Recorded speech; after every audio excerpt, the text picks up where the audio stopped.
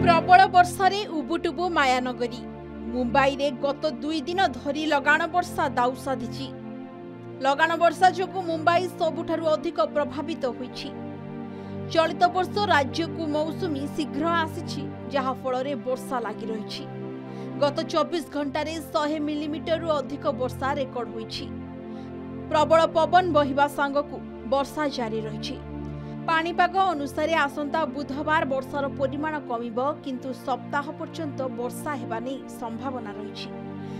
प्रबल वर्षा पाई मुंबई को red alert जारी करिछि पाणीपाग विभाग। एथिपाई घरु न बाहरिबा पाई परामर्श दैछि प्रशासन। प्रबल वर्षा जोगु मुंबईर तलिया अंचल गुड़िकरे पानी जमिबा आरंभ होइछि।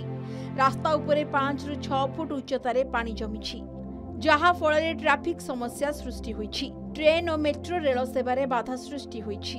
एपटे मुंबईर प्रतिकूल पागकु नै एयरलाइंस पक्षरु कहा जाइछि कि मुंबई रे प्रबल वर्षा जारी रहिछि एवं सहरर अनेक स्थान रे रास्तार अवस्था ठीक नाही।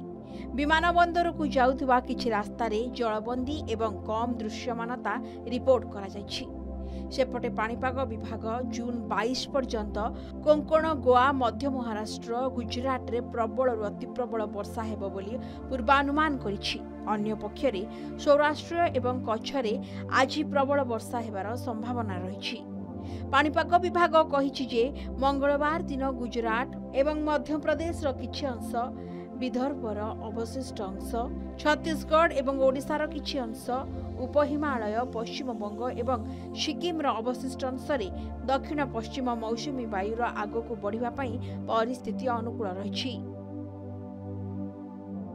ब्यूरो रिपोर्ट, के न्यूज ओडिशा।